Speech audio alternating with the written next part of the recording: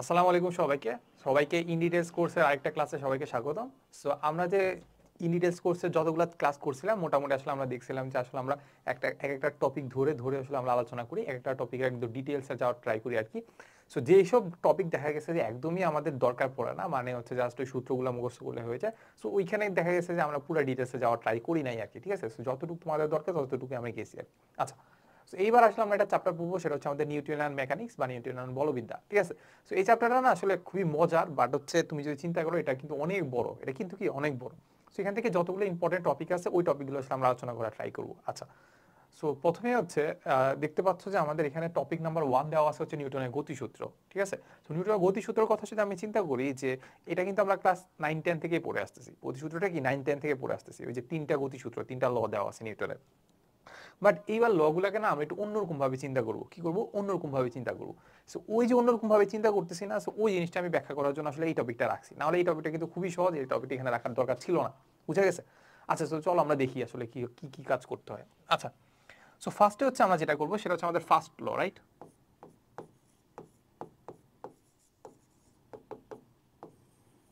First law. আচ্ছা, so first লতে আমাদের কি বলে? ফার্স্ট লতে কি বলে পুরোটা আমি লিখতে পারবো না ভাই, তোমরা একটু বই পড়ে নিও। আমি জাস্ট বলি যে বলতেছে যে বাহ্যিক বল প্রয়োগ না করে, বাহ্যিক বল প্রয়োগ করে, দেখো বাহ্যিক বল প্রয়োগ করে বস্তুর অবস্থা পরিবর্তন না করলে, বা এটাকে বলা যায় যে বাহ্যিক বল প্রয়োগ না করলে স্থির বস্তু স্থির থাকবে, আর কি গতিশীল বস্তু সমবেগে অথবা সমবেগে অথবা সরল পথে সমদ্রুতিতে চলতে থাকবে। সরল পথে সমদ্রুতিতে চলতে থাকবে। বুঝা গেছে? আচ্ছা, সো আমাদেরকে আবার আবার যদি আমি একটু বলি যে বলতেছে যে বাহ্যিক বল প্রয়োগ না করলে, বাহ্যিক বল প্রয়োগ না করলে বা বাহ্যিক বল প্রয়োগ করে বস্তুর অবস্থা পরিবর্তন না করতে চাইলে স্থির বস্তু স্থিরই থাকবে, মানে যে স্থির ছিল সে স্থিরই থাকবে, আর যে গতিশীল ছিল সে কি করবে? সমবেগে চলতে থাকবে। সমবেগে চলতে থাকবে, বা বলা যায় যে সরল পথে সমদ্রুতিতে চলতে থাকবে। বুঝা গেছে? আচ্ছা, তার মানে ধরো হচ্ছে আমি এখানে বস্তু একটা একটা বস্তু নিয়ে নেই।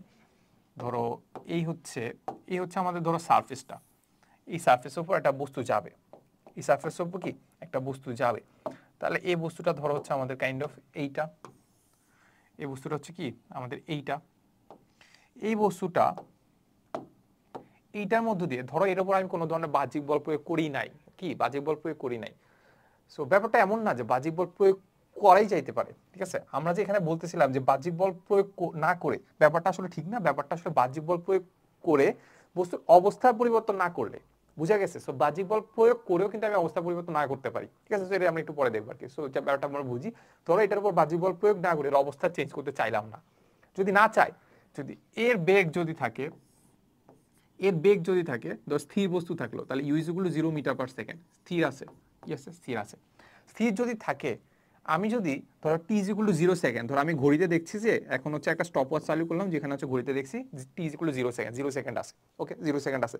কিছুক্ষণ পরে যায় যদি ওই অবস্থাকে দেখি, তাহলে দেখবো কি এই ব্যাটা আবার স্থিরই আছে, এই ব্যাটা কি স্থিরই আছে, এটা কোনো কি হয় নাই, একটুও চেঞ্জ হয় না। তখন তার যদি আমি বেগ দেখতে চাই, বেগ v= কি পাবো? 0 মিটার/সেকেন্ডই পাবো। এখানে ধরো t=10 সেকেন্ড, 10 সেকেন্ড পরেও কি দেখবো? সে স্থিরই আছে। বুঝা গেছে? আচ্ছা, এতটুকু যদি আমরা বুঝে যাই, এবার ধরো আমরা একটু চিন্তা করলাম যে ধরো t=0 সেকেন্ডে তার আদি বেগ ছিল ধরো হচ্ছে 5 মিটার/সেকেন্ড, 10 মিটার/সেকেন্ড, তাহলে কিছুক্ষণ পরে বা t=10 সেকেন্ড পরে তার বেগ কত হবে? 10 সেকেন্ড পরে কি হবে? তার বেগ হবে কত? 10 মিটার/সেকেন্ডই হবে। 10 মিটার/সেকেন্ডই হবে, এবং হচ্ছে কি হবে? সমবেগে চলতে থাকবে। সমবেগে চলা মানে কি? তার মানও ঠিক রাখতে হবে, তার দিকও ঠিক রাখতে হবে। ঠিক আছে, তো যখন আমরা দুইটা কথা বলি যে দেখো তোমাকে বলবে যে যদি গতিশীল বস্তু কিভাবে যাবে, সো অবজেক্টিভে আসতে পারে গতিশীল বস্তু আসলে কিভাবে থাকবে যদি বাহ্যিক বল প্রয়োগ না করেই, তাহলে হচ্ছে এর কি হবে? এর হচ্ছে মানে গতিশীল অবস্থায় গতিশীল বস্তু কিভাবে যাবে। সো এটা হচ্ছে আমাদের একটা অপশন, হচ্ছে একটা অপশন হচ্ছে আমাদের কি সমবেগে, একটা অপশন কি সমবেগে, সমবেগে একটা অপশন সমবেগে। সো সমবেগ মানে কি? বেগ মানে কি? মানও আছে, দিকও আছে, ভেক্টর রাশি। তো আমরা এখানে বুঝতে হবে যে আমাদের মানও সেম রাখতে হবে, মান সেম, মান ও দিক সেম, এই দুটাকে কি রাখবে? সেম রাখবে। বুঝা গেছে? এরপরে 2 নাম্বারটার কথা যদি আমি চিন্তা করি, 2 নাম্বার হইতে পারে তোমাকে বলবে যে সরল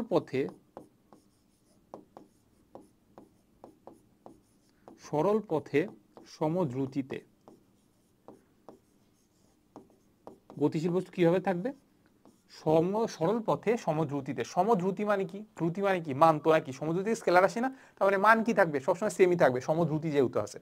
আর আমি যদি সরল পথে বলি, একটা রেখা বরাবর যদি চলতে থাকে তাহলে কি তার দিকে চেঞ্জ হবে? দিকে চেঞ্জ হবে না। তার মানে এই জিনিসটা সেম। এখানেও এটা বোঝাচ্ছে কি মান ও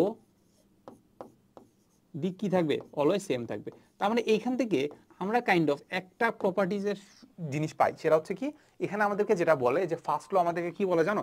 ফার্স্ট ল আমাদেরকে জড়তার ব্যাখ্যা দেয়। কি দেয়? জড়তা। জড়তা জিনিসটা কি? বস্তু যে অবস্থায় আছে সেই অবস্থায় সারা জীবন থাকার যে প্রবণতা তাকে আমরা বলি জড়তা। গতিশীল অবস্থায় থাকলে গতিশীল অবস্থায় থাকতে চায়, তার হচ্ছে প্রবণতা, তার জড়তা। তারপর স্থির অবস্থায় থাকলে স্থির অবস্থায় থাকতে চায়, সেটা তার কি? জড়তা। বুঝা গেছে? একটাকে আমরা গতি জড়তা বলি, একটাকে স্থিতি জড়তা বলি, যেগুলো আমরা আগে পড়ে আসছি। তাহলে ফার্স্ট ল থেকে আমরা বুঝতে পারতেছি যদি বস্তু জড়তার পরিবর্তন করতে চায় তাহলে আমার কি লাগবে? নির্দিষ্ট একটা কিছু লাগবে, মানে কি বল প্রয়োগ করতে হবে বা কিছু একটা করতে হবে। ঠিক আছে, সো কিছু একটা করতে হবে, এটা এখন আমরা এখান থেকে জানলাম না। আচ্ছা, সো ফার্স্টে আমরা যেটা দেখছিলাম যে ফার্স্টে আমি এখন আরেকটু যদি যাই, আমাদেরকে বলছিলাম যে বাহ্যিক বল প্রয়োগ না করলে, বাহ্যিক বল প্রয়োগে বস্তুর অবস্থা পরিবর্তন না করলে, তাহলে এখন আমি কি করব? বাহ্যিক বল প্রয়োগ করব না। কি করব না? বাহ্যিক বল প্রয়োগ করব না। ব্যাপারটা কি এমন না? বাহ্যিক বল প্রয়োগ না করে, বাহ্যিক বল প্রয়োগ করে বস্তুর অবস্থার পরিবর্তন করব না। ঠিক আছে, এটা একটু আমরা ব্যাখ্যা করি যে বাহ্যিক বল প্রয়োগ না করে আসলে আমরা কি করতে পারি? অবস্থা চেঞ্জ না করতে পারি, এটা একটা জিনিস। আর বাহ্যিক বল প্রয়োগ করেও আমরা অবস্থা চেঞ্জ না করতে পারি, কিভাবে দেখবা? দেখো, তার মানে এটাকে আমরা একটা দুইটা ভাগে ভাগ করতে পারি। এটাকে আমরা কাইন্ডলি দুইটা ভাগে ভাগ করতে পারি। সেটা হচ্ছে বাহ্যিক বল আমরা কি করব না? আমরা বলতেছি যে প্রয়োগ করব না। সো এটা হইতে পারে যে আসলেই কোনো বল প্রয়োগ করব না, তার মানে এফ ইজ ইকুয়াল টু 0, একদমই কোনো বল প্রয়োগ করব না। এই একটা বস্তু আছে, এই বস্তুর উপরে আমি কোনো ধরনের ফোর্স দিব না, তাহলে সেটা একটা জিনিস হইতে পারে যে এফ ইজ ইকুয়াল টু 0। এরপর আরেকটা কেস হইতে পারে এমন যে আমি এর উপর অনেকগুলো বল প্রয়োগ করলাম, সেইটা লব্ধি বল যেটা আছে, সেটা লব্ধি বল বা সামেশন অফ এফ, এটা আমরা হচ্ছে শিখবো যে summation of F is equal to 0। মানে কি লব্ধি বল, মানে অনেকগুলো ফোর্স প্রয়োগ করলাম, অনেকগুলো ফোর্স প্রয়োগ করার ফলে দেখা গেছে যে তাদের লব্ধিটা আসলে 0। কিভাবে? চিন্তা করো, এই একটা আমাদের ব্লক আছে। এই ব্লকের এই পাশে আমি একটা বল প্রয়োগ করলাম, এই পাশে একটা বল প্রয়োগ করলাম। ধরো এই পাশে যে বল প্রয়োগ করলাম সেটা মান হচ্ছে 5 নিউটন, এই পাশে যে বল প্রয়োগ করলাম সেটা মান হচ্ছে 5 নিউটন। তাহলে আলটিমেটলি এর উপর আসলে কোনো ধরনের ফোর্স আছে আমাকে বলো তো? সে যদি 5 নিউটনে এদিকে টানে, সে যদি 5 নিউটন ওই দিকে টানে, আলটিমেটলি এই 5 নিউটন আর এই 5 নিউটন কি কাটাকাটি যাবে। আমরা যদি ভেক্টর দেখি, ভেক্টরে আমরা দেখছিলাম যে দুইটা ভেক্টর যদি বিপরীত দিকে কাজ করে তাদের লব্ধি বের করতে হয়। লব্ধি কিভাবে বের করে? তাদের দুটা কি বিয়োগফলের সমান, তাহলে 5 - 5 কত হবে? 0।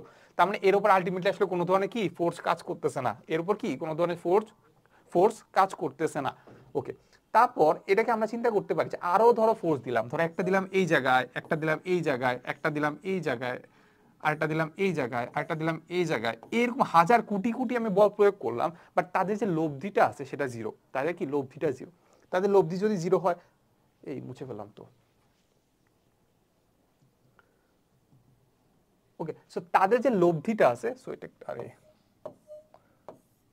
তাদের যে লব্ধিটা আছে সেই লব্ধিটা কত? লব্ধিটা কত? 0। সো লব্ধি যদি 0 হয় তার মানে আমরা বলতে পারি সে কি আছে, তার উপর বাহ্যিক বল প্রয়োগ করা হয়েছে, বাট কিন্তু তার অবস্থার পরিবর্তন করতে দেওয়া হয় নাই। তার কি অবস্থার পরিবর্তন করতে দেওয়া হয় নাই। যেহেতু অবস্থা পরিবর্তন করতে দেওয়া হয় নাই, তার মানে সে কি থাকবে? স্থিতিশীল থাকলে স্থিতিশীলই থাকবে, গতিশীল থাকলে কিভাবে গতিশীল থাকবে? সরল পথে গতিশীল থাকবে। বা কিভাবে থাকবে? সরল পথে গতিশীল থাকবে, না হচ্ছে আমরা বলতে পারি সমদ্রুতিতে সরল রেখায় গতিশীল হবে। আচ্ছা, ওকে। এখন এইখানে আমরা গেলাম ফার্স্ট লতে চলে গেছি। এখন তোমাকে আমি একটা একটা ধরো একটা কোশ্চেন করি। ধরো হচ্ছে একটা একটা বল এই বরাবর গতিশীল, মানে এই বরাবর গতিশীল মানে কি? মানে হচ্ছে এটা যদি তার কেন্দ্র হয়, এটা যদি তার কেন্দ্র হয়, এইখানে তার একটা বল আছে। তো আমি একটা দড়ির সাহায্যে এই একটা টেনিস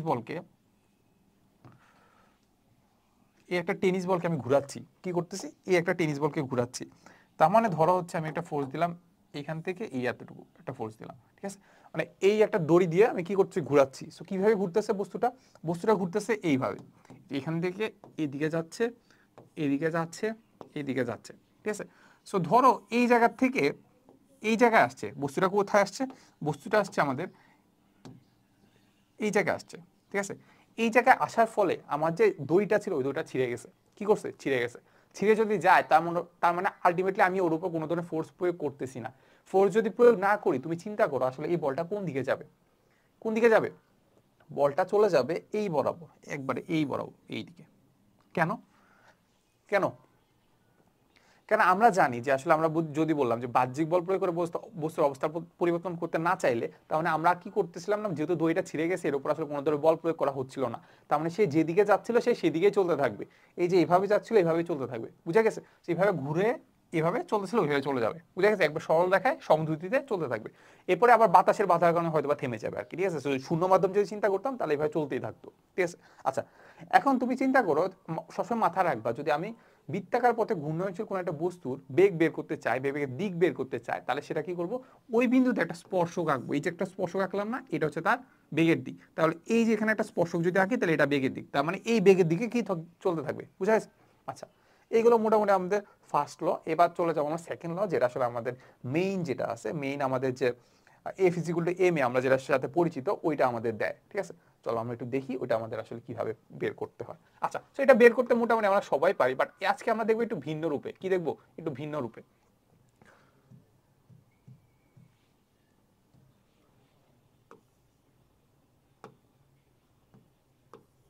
ওকে, তার মানে হচ্ছে আমাদের যে ফার্স্ট লটা আছে সেটা আমরা জেনে ফেলছি, এবার আমরা দেখবো কোনটা, সেকেন্ড ল, রাইট? এখন সেকেন্ড ল লিখো, যে সেকেন্ড ল, সেকেন্ড লটা তোমরা যদি পড়ো তাহলে আমাদেরকে বলতেছে যে বস্তু ভরবেগের পরিবর্তনের হার, বস্তু ভরবেগের পরিবর্তনের হার তার উপর প্রযুক্ত বলের সমানুপাতিক। বস্তুর ভরবেগের পরিবর্তনের হার তার উপর প্রযুক্ত বলের সমানুপাতিক, এবং এই বল যেদিকে ক্রিয়া করে বস্তু ভরবেগের পরিবর্তনও কি হয়, সেদিকে ঘটে। তার মানে আমরা একটা নতুন একটা জিনিস পাইলাম। এটা ভরবেগ যদিও মোটামুটি জানো আর কি, জাস্ট বলার জন্য আর কি। এখানে একটা টার্ম আছে, সেটা হচ্ছে কি ভরবেগ। চলো ভরবেগ জিনিসটা আমরা একটা বুঝি। সো এটাকে আমরা এই জায়গায় দেখি, তাহলে আমরা এখানে লিখি যে ভরবেগ জিনিসটা কি। তাহলে এখানে আমাদের আছে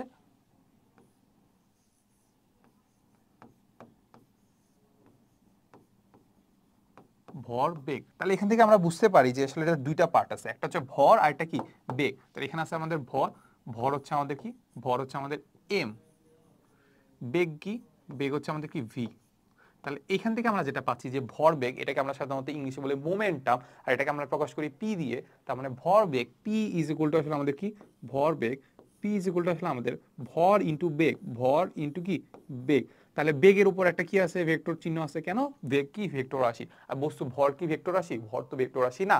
তার মানে বস্তুর ভর যেদিকে, বেগ যেদিকে ক্রিয়া করে, বস্তুর ভরবেগ কি কোন দিকে ক্রিয়া করে, সেম দিকে ক্রিয়া করে। তার মানে এখান থেকে আমরা পাচ্ছি যে ভরবেগ আসলে কি, ভরবেগ পি ইজ ইকুয়াল টু আসলে আমরা পাচ্ছি যে M, M V, M into কি ভি। তো আমরা এখান থেকে আমরা ভরবেগ পেয়ে গেছি। আচ্ছা, তো আমাদেরকে যেটা বলতেছে বস্তুর ভরবেগের পরিবর্তনের হার কি করতেছে, বস্তুর ভরবেগের পরিবর্তনের হার। তাহলে এবার ধরো, এবার আমরা কি করলাম, ধরো আমরা একটা স্লাইডলি একটা রাস্তা নিয়ে নিই। ধরো এটা আমাদের রাস্তা, এটা আমাদের কি রাস্তা। রাস্তার উপর একটা বস্তু রাখতে হবে। বস্তুটা একটু গোলাকার দেই তাহলে সুবিধা হয় যে আসলে এটা আমাদের কি করতেছে, চলে যাচ্ছে আর কি। তাহলে এটা একটা বস্তু, কিছুক্ষণ পরে আমরা পাইছি এটা এই জায়গায়। একটা বস্তু ছিল এই জায়গায়, একটা বস্তু এই জায়গায়। তাহলে এটা পাচ্ছি ধরো হচ্ছে আমরা টি ইজ ইকুয়াল টু 0 সেকেন্ডে, টি1 ইজ ইকুয়াল টু 0 সেকেন্ড। ওকে, তারপর ধরো এটা পাচ্ছি ধরো টি ইজ ইকুয়াল টু সামথিং, ধরো হচ্ছে 100 সেকেন্ড পরে। 100 কিন্তু খুব একটা বড় না, সেকেন্ড নিয়ে চিন্তা করলে তাহলে হচ্ছে আমাদের 1 মিনিটের একটু বেশি আর কি, মানে 2 মিনিটের কাছাকাছি আর কি। ওকে, তাহলে আমরা যেটা পাচ্ছি যে টি1 ইজ ইকুয়াল টু পাচ্ছি হচ্ছে 0 সেকেন্ড, আবার টি2 তে পাচ্ছি 100 সেকেন্ড, ঠিক আছে? তো প্রথমে বস্তুটা ভর ছিল, ধরো আমরা চিন্তা করি যে m1 ছিল, সেকেন্ডে 100 সেকেন্ড পরে বস্তু ভর হয়ে গেছে ধরো m2। ন্যাচারালি কি ভরে চেঞ্জ হয়, কিন্তু আমরা দেখবো যে ভরেরও কিন্তু চেঞ্জ হইতে পারে, ভরেরও কি চেঞ্জ হইতে পারে। আচ্ছা, সেটার এক্সাম্পল আমরা পরে দেখবো।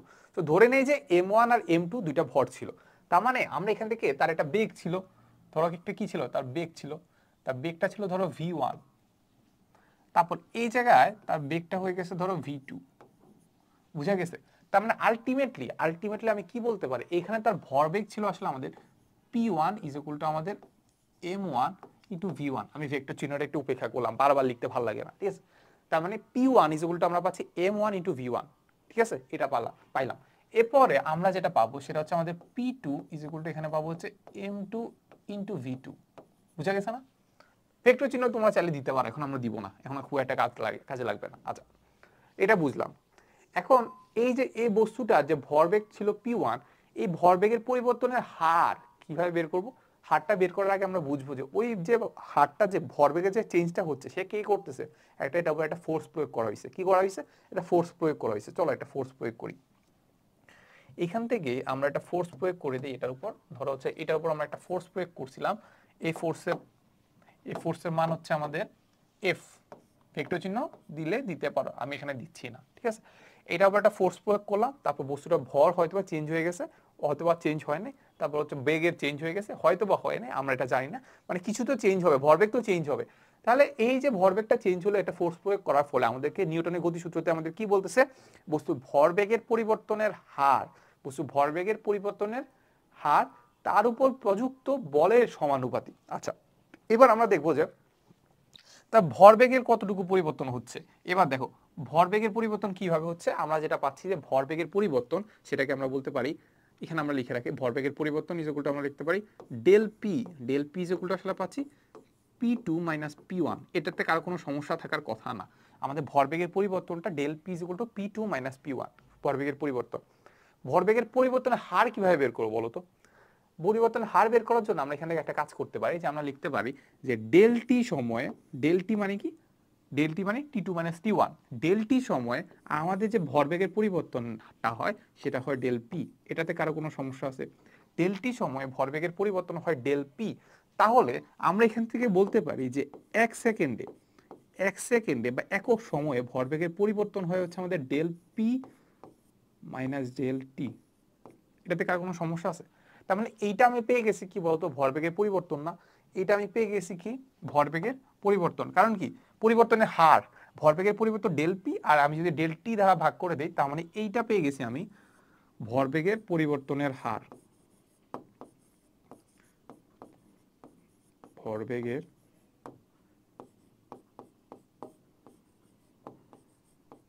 পরিবর্তনের হার মানে প্রতি সেকেন্ডে কতটুকু ভর পরিবর্তন হচ্ছে সেটার হার আমি কি পেয়ে গেছি। আচ্ছা, এইবার এই জিনিসটাকে আমরা একটু লিমিটে প্রকাশ করব। কি করব? লিমিটে প্রকাশ করব। কেন প্রকাশ করব? কারণ তোমরা এটা আসলে আমরা যখন ম্যাথ পড়বো তখন ব্যাপারটা বুঝতে পারবা, ডিফারেন্সিয়েশন যখন পড়বা তখন ব্যাপারটা বুঝতে পারবা, যে যখন আমরা খুব বড় একটা সময় নিয়ে কাজ করি, ধরো del T is equal to, ধরো এখানে পাচ্ছি 100 second, del T is equal to কি 100 মাইনাস 0, 100 সেকেন্ড। 100 সেকেন্ড যখন নিয়ে কাজ করব তখন ভরবেগের পরিবর্তনটা দেখা যাবে অনেক, একটা পাইলাম, ধরো ভরবেগের পরিবর্তন সামথিং পাইলাম। তারপর আমি যদি 100 সেকেন্ডকে যদি আরেকটু কমাই দিই, 100 সেকেন্ডকে যদি আরেকটু কমাই দিই, ধরো হচ্ছে আমি এবার টাইম নিলাম হচ্ছে 10 সেকেন্ড, দেখা যাবে ভরবেগের পরিবর্তন একটু অন্যরকম হয়েছে, বুঝা গেছে?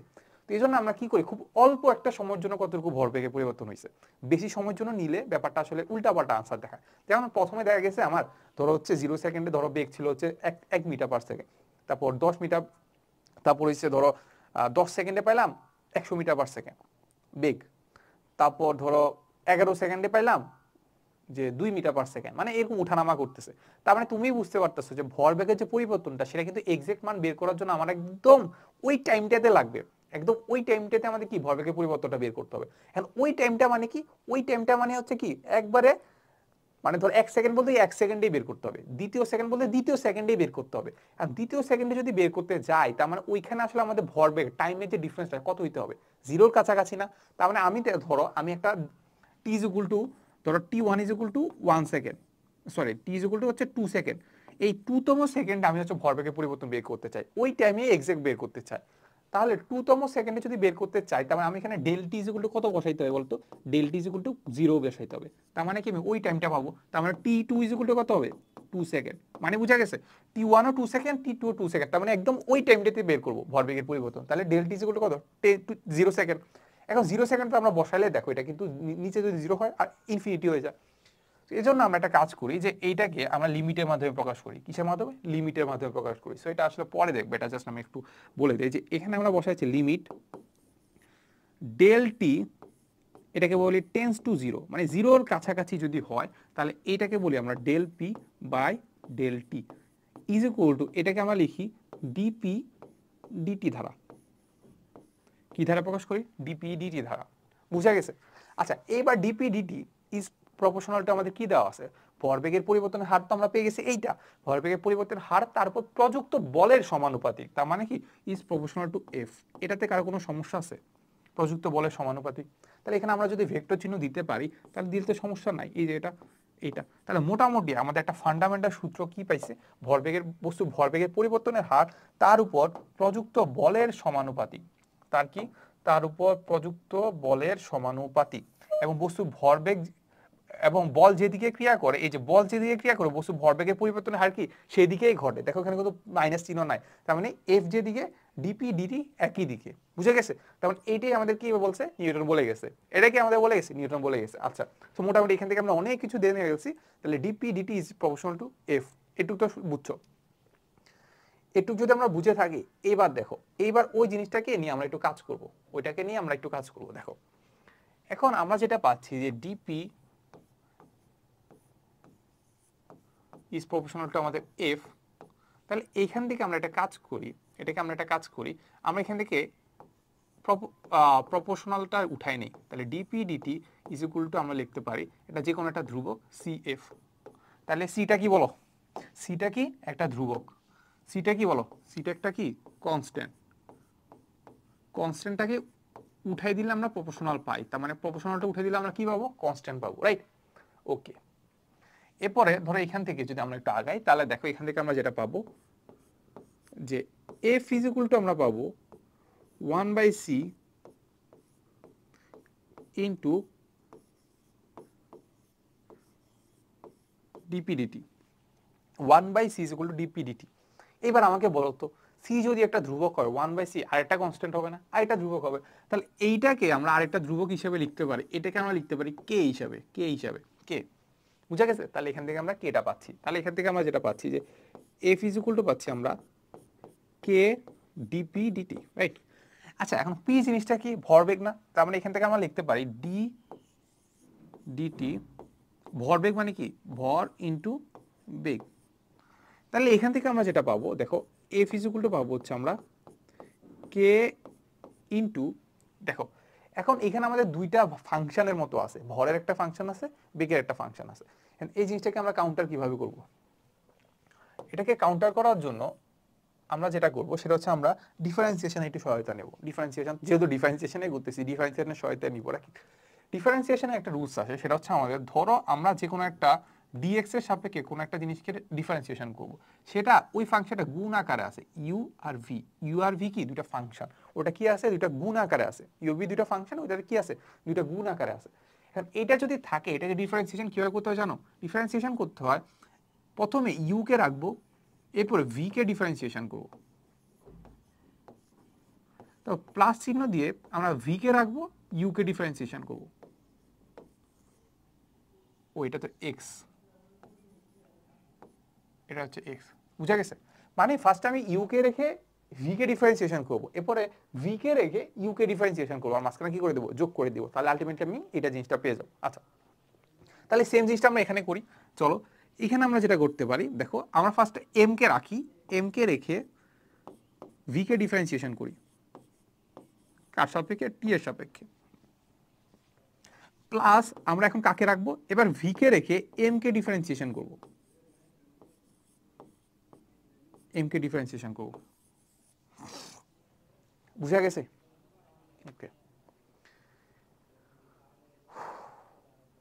আচ্ছা, এখান থেকে যদি আমরা বুঝতে পারি, এখান থেকে যদি আমরা বুঝতে পারি তাহলে এইটাকে আমরা বলতেছি, এই কি বললাম, এখান থেকে আমরা এই জিনিসটা যদি বুঝতে পারি তাহলে এইটাই হচ্ছে আমাদের যে নিউটনের যে সেকেন্ড সূত্রটা, ওইটার হচ্ছে একদম সাধারণ রূপ। ওইটা কি? একদম সাধারণ রূপ হচ্ছে এইটা। তাহলে নিউটনের সেকেন্ড ল, সেকেন্ড ল আসলে সাধারণত আমরা এই জিনিসটাকেই বুঝাই। মানে এর আগে যেটা বলছিলাম সেটা হচ্ছে এখানে যেটা ছিল, এটা সেকেন্ড ল যেটা ছিল, এটা মোটামুটি নিউটন বলে গেছে।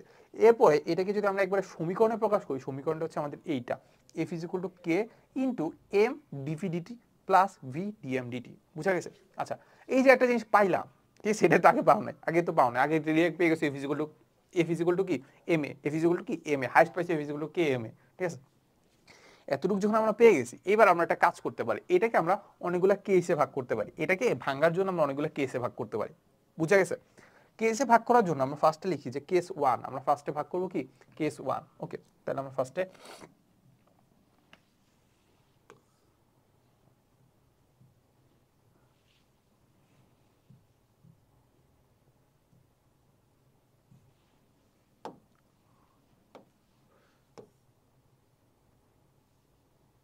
ওকে, তাহলে আমরা লিখি যে case one, case one, case one জিনিসটা কি? কেস ওয়ান জিনিসটা হচ্ছে আমি এইখানে কি কনস্ট্যান্ট রাখবো জানো? ভরকে কনস্ট্যান্ট রাখবো, বলা যায় জেনারেল কেস, এটাকে আমরা সাধারণত বলতে পারি জেনারেল কেস। লিখো জেনারেল কেস।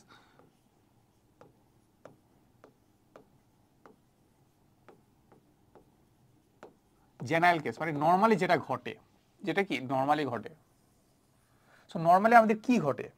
নর্মালি আমাদের ঘটে, আমাদের এমটা কনস্ট্যান্ট থাকে, বস্তুর ভরটা কি কনস্ট্যান্ট থাকে, বস্তুর ভর কি কনস্ট্যান্ট। কারণ কি আমাদের জানি যে ভরের খুব একটা চেঞ্জ হয় না, আমি যত যাই করি না কেন খুব অল্প সময়ের জন্য ভরের খুব একটা চেঞ্জ হয় না, চেঞ্জ হয় না।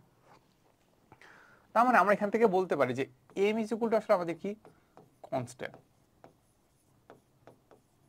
কিন্তু ধরো আমি একটা গাড়ি চালাচ্ছি, আমি কি চালাচ্ছি? একটা গাড়ি চালাচ্ছি। যখন আমি গাড়িটা চালাচ্ছি, বস্তু ভরের কিন্তু খুব একটা চেঞ্জ হবে না, ঠিক আছে। গাড়ি যখন চালাচ্ছি বস্তু ভরে চেঞ্জ হয় না খুব একটা অল্প সময়ের জন্য, বা বেগে কিন্তু চেঞ্জ হচ্ছে, তার মানে বেগ কিন্তু কনস্ট্যান্ট না। তার মানে এখান থেকে আমরা বলতে পারি বেগ যেটা আছে সেটা কি ভেরিয়েবল।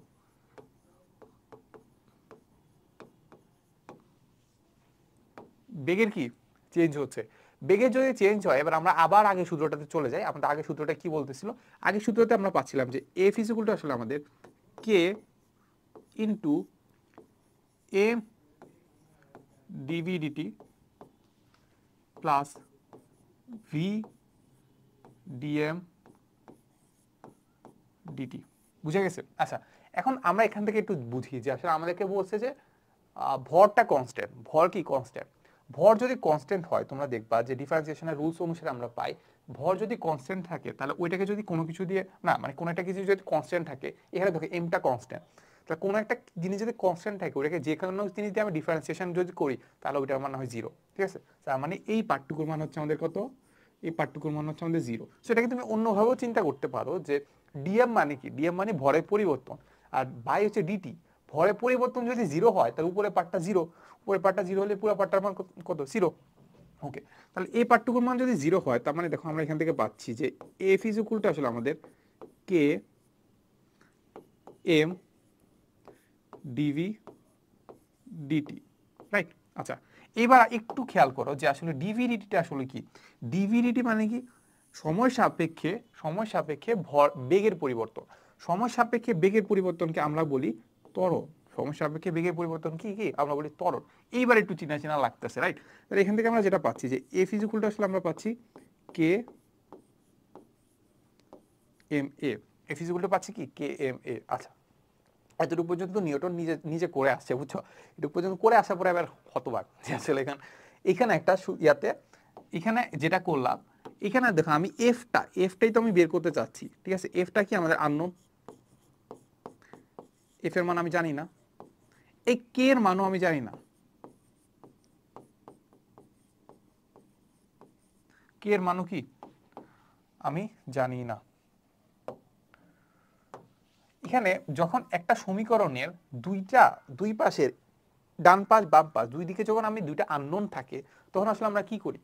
তখন নিউটনরা আসলে কি করে জানো? আমরা বিজ্ঞানীরা আসলে চালাকি করে, বুঝছো? চালাকি করে ধরো যে কোনো একটা রাশি জীবনে কোনো আবিষ্কার হয় না, জীবনে কি কখনো আবিষ্কার হয় না, তাহলে ওইটা একটা সংজ্ঞা দিয়ে দেয়। সংজ্ঞা কি? দেখো এখানে আমাদের ফোর্স যেটা আছে, বল যেটা আছে, ওই বলটাকে কি আবিষ্কার করছে এখন পর্যন্ত? করেই তো নাই। যখন বল আবিষ্কার করে নাই, তখন ওই একক বলটাকে আমি নিজের মতো করে আসলে কি করতে পারি? সংজ্ঞায়িত করতে পারি, বা এককটাকে নিজের মতো করে সংজ্ঞায়িত করতে পারি। বুঝা গেছে? ব্যাপারটা হচ্ছে এমন যে একক কিভাবে আবিষ্কার হয় চিন্তা করো।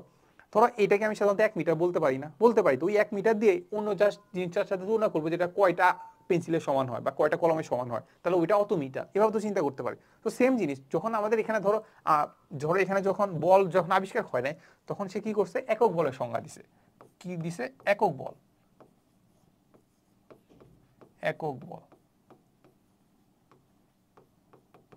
একক বলের সংজ্ঞা এমন ভাবে দিছে যেন সবগুলা 1 1 হয়। কি হয় জানো? বলছে বস্তুর ভর, ভর যদি ভর যদি 1 কেজি হয়, ভর যদি 1 কেজি হয়, বস্তুর ভর যদি 1 কেজি হয় এবং বস্তুর যদি ভরের ওই 1 কেজি ভরের বস্তুর উপর যদি আমি বল প্রয়োগ করি, বস্তু 1 কেজি ভরের উপর যদি আমি বল প্রয়োগ করি, তার ত্বরণ যদি হয় 1 মিটার পার সেকেন্ড, তার ত্বরণ যদি হয় 1 মিটার পার সেকেন্ড, তার ত্বরণ যদি হয় 1 মিটার পার সেকেন্ড, তাহলে আমি যে তার উপর যে ফোর্সটা দিলাম না, ওই ফোর্সের মান হচ্ছে 1 নিউটন। কিভাবে বলছে? নিজের মতো করে বলে দিছে যে ইভেন এককের নামটাও নিজের মতো করে দিয়ে দিছে যে 1 নিউটন। বুঝা গেছে? তাহলে কিভাবে বলছে? নিজের মতো করে বলে দিছে এটা 1 নিউটনই, এটা ধরে নাও যে এটা 1 নিউটন। তাহলে এই ফিজিক্যালটা পাচ্ছি কি? এই ফিজিক্যালটা পাচ্ছি আমরা 1 নিউটন। এই ফিজিক্যালটা পাচ্ছি কি? 1 নিউটন। এখন দেখো এই সমীকরণগুলোতে যদি আমি এখানে এই জিনিসগুলো বসাই দেই, তাহলে কি পাচ্ছি?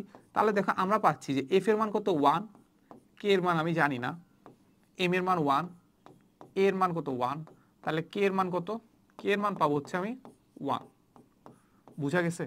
কে এর মান যদি 1 হয়, তাহলে এই কে এর মান যদি আমি এখানে বসাই দিই, তাহলে আলটিমেটলি আমি পেয়ে যাবো কি বলতো? আলটিমেটলি আমি পেয়ে যাবো যে এফ ইজ ইকুয়াল টু আসলে আমাদের M A. F is equal to কি? M A. আমি কি পাচ্ছি বলতো? এফ ইজ ইকুয়াল টু কি পাচ্ছি? F is equal to M A. তাহলে এইটাই মোটামুটি আমাদের সে পরিচিত সূত্রটা যে এফ ইজ ইকুয়াল টু কি? M A. আচ্ছা, তার মানে আমরা এখানে একটা বুঝতে পারলাম যে এখানে আমরা একটা কি করছি, একটা চালাকি করছি, ইচ্ছা করে আসলে কে এর মান 1 বসাইছি, জোর করে 1 বসাইছি। ঠিক আছে? তো আসলে আমরা কি করি, আমরা যখন বস্তুর ভর আর ত্বরণ যখন গুণ করি, আলটিমেটলি আসলে আমরা এফ এর মান বের করি না, আসলে আমরা কি বের করি? আসলে আমরা বের করি জানো কি?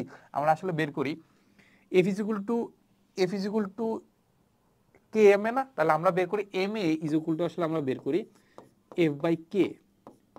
এফ বাই কে, এ পার্টুকুর মান বের করি। বুঝা গেছে? এফ ইজ ইকুয়াল টু কি? এফ বাই কে এর মান বের করি। সো এটাকে আমরা মোটামুটি ধরে নিয়ে আসলে কাজ করি। সো খুব একটা সমস্যা হয় না। কেন সমস্যা হয় না? কারণ ধরো মানে একটা জিনিসকে আমি একটা একক নিলাম আর কি, তো ওইটাকে আমি 10 গুণ করে 20 গুণ করে একই জিনিসই তো পাবো। সেটা আসলে খুব একটা ব্যাপার না। ধরো আমি কে এর মান, ধরো ওই সময় বিজ্ঞানী চিন্তা করলো যে কে এর মান আমি 10 বের করবো। ঠিক আছে? 10 যদি হইতো তাহলে দেখা যেত যে F is equal to 10 M A আমরা এখন পড়তাম। বুঝা গেছে? তার মানে এখানে আমরা একটা চালাকি করছি, চালাকি করে কে এর মান 1 বসায় F is equal to M A বসায় ফেলছি। ঠিক আছে? সো এটা আমরা মোটামুটি বললাম, যেটা আসলে মোট জেনারেল কেস। সো আমি চিন্তা করতে পারি নর্মালি যেসব জিনিসপাতি হয় ওইখানে বস্তু ভরে চেঞ্জ হয় না, ভরে চেঞ্জ যদি না হয় তাহলে এফ ইজ ইকুয়াল টু কি এম এ আমরা বসাইতে পারি। বাট যখন আমরা বস্তু ভরের চেঞ্জ হয় তখন আসলে কি হয়? বস্তু ভরের যখন চেঞ্জ হয় তখন কি হবে? ওকে, চলো আমরা করি। আচ্ছা, সো আরেকটা সূত্র দেখি, সেটা হচ্ছে আমাদের এবার বোঝা যাচ্ছে যে এবার আমরা কি করব, এখানে আসলে বস্তু ভরে চেঞ্জ করব। কি করব ভাই? বস্তু ভরের চেঞ্জ। তার মানে এখানে আমরা লিখতে পারি যে কেস 2, এটাকে আমরা বলতে পারি কি?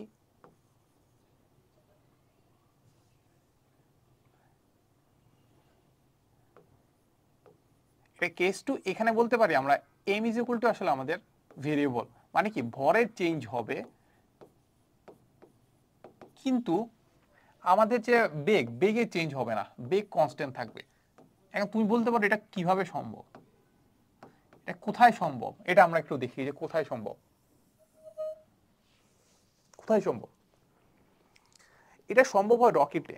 রকেট রকেট যখন তুমি পড়াবো যখন আমরা, তখন দেখবো ব্যাপারটা এমন হয়। তো রকেটের ক্ষেত্রে আমরা একটু বলে দিই, রকেট হচ্ছে আমাদের ধরে এইটা, রকেট যখন উপরের দিকে উঠতে চায় এর জন্য কিন্তু প্রচুর বল লাগে। বলটা কে জেনারেট করে? আমাদের নিচে একটা জ্বালানি থাকে, জ্বালানির মোটা একটা প্রান্ত থাকে, যেটা জ্বালানি কি করে, জ্বালানি জ্বলতে জ্বলতে সেটাকে কি করে, ওইদিকে বিপরীত দিকে একটা ধাক্কা দেয়, ওই বিপরীত দিকে ধাক্কা কারণে উপরের দিকে উঠে যায়। এখন এই যে ধাক্কাটা দেয়, এত পরিমাণ জ্বালানি নিয়ে যে থাকে, দেখা যায় যে মোটামুটি আসলে এই ধর একটা রকেট থাকলো, এই রকেটের উপরের অংশটা মাত্র আসলে আমাদের কাজে লাগে, আর বাকিটা পুরোটাই জ্বালানি থাকে। পুরোটাই কি জ্বালানি থাকে। এখন তুমি বুঝতে পারো যে উপরে যখন উঠতেছে জ্বালানি কিন্তু অনেক ক্ষয় হইতেছে, জ্বালানি কি অনেক জ্বলতেছে। জ্বালানি যদি অনেক জ্বলে তার মানে বুঝতে পারো যে আসলে রকেটটার ভরের কি চেঞ্জ হচ্ছে না? অবশ্যই ভরটা কমে যাইতেছে, ভরটা কি কমে যাচ্ছে, ভর কমে যাচ্ছে, কিন্তু আমরা এমন একটা পদ্ধতি করে রাখি যেটা আসলে বেগটা একদম কনস্ট্যান্ট রাখি, বেগটা কি একদম কনস্ট্যান্ট রাখার ট্রাই করি। আচ্ছা, সো বেগটা যদি একদম কনস্ট্যান্ট রাখার ট্রাই করি তাহলে আমাদের কি হয় দেখো, আমরা আগে যে সূত্রটা পড়ছিলাম আমরা পড়ছিলাম যে এফ ইজ ইকুয়াল টু আমরা পড়ছিলাম যে K into M DV DT plus V DM DT. বুঝা গেছে? এখন আমরা ওই আগে তো কে এর মান 1 ধরে নিছি, তাহলে এখানে আমরা কি নিব, কে এর মান 1ই ধরে নিব। আচ্ছা 1 যদি ধরে নেই তাহলে আমরা দেখো এখানে আমরা পাচ্ছি যে M is equal to variable, তার মানে এর মান 0 হবে না। তাহলে 0 কার মান হবে, আমরা যেটা পাচ্ছিলাম যে বেগের মান কনস্ট্যান্ট, বেগ কি হবে না, চেঞ্জ হবে না। বেগ যদি চেঞ্জ না হয় তার মানে এই পার্টটুকু 0, তার মানে আমরা পাচ্ছি যে কে এর মান 1, তাহলে এটা আমরা লিখলাম না। তাহলে এখান থেকে পাচ্ছি ভি ইন্টু কি ডিএম ডিটি। বুঝছো? তা ডিএম ডিটি যদি পাই আলটিমেটলি আমরা এই সূত্রটা যে পাইলাম না, এটাই হচ্ছে আমাদের সেই রকেটের সূত্রটা। এটা আমাদের কি সেই রকেটের সূত্রটা। ওকে, তাহলে এখান থেকে আমরা যদি বলতে পারি যে আমাদের এফ জিনিসটা কি বোঝাচ্ছে রকেটের ক্ষেত্রে, এফ জিনিসটা বোঝাচ্ছে আমাদের ধাক্কাজনিত বল।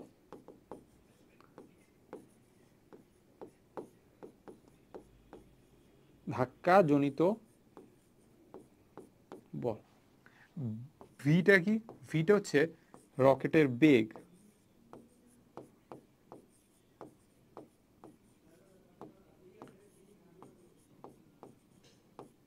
রকেটের বেগ। এই যে ডিএম বাই ডিটি যেটা আছে না, এটা দ্বারা কি প্রকাশ করে, ডিএম বাই ডিটি। এইটাকে আমরা বলি ভরের চেঞ্জ হচ্ছে না, সময়ের সাথে ভরের চেঞ্জ, বা এটাকে আমরা বলি জ্বালানির হার। জ্বালানির হার, জ্বালানির হার, জ্বালানি জ্বলার হার, এটাকে আমরা জ্বালানি জ্বলার হার বলতে পারি, বা জ্বালানির, হ্যাঁ জ্বালানি জ্বলার হার বা জ্বালানি ক্ষয়ের হার, এটাও আমরা বলতে পারি। ঠিক আছে, প্রতি সেকেন্ডে আসলে কতটুকু জ্বালানি যাচ্ছে সেটাকে আমরা বলি জ্বালানির হার বা জ্বালানি জ্বলার হার। ঠিক আছে, তো এখান থেকে আমরা রকেটের জিনিসপাতি আসলে বুঝে ফেলতাম হালকা পাতলা ভাবে আর কি। আচ্ছা, এটা আসলে আমরা ডিটেলস আরো জানবো। ওকে, এবার জানবো আমরা কেস নাম্বার 3। সো এটা আসলে আমরা তোমরা বুঝতেই পারতেছো যে কেস নাম্বার 3 আসলে কি হওয়ার কথা।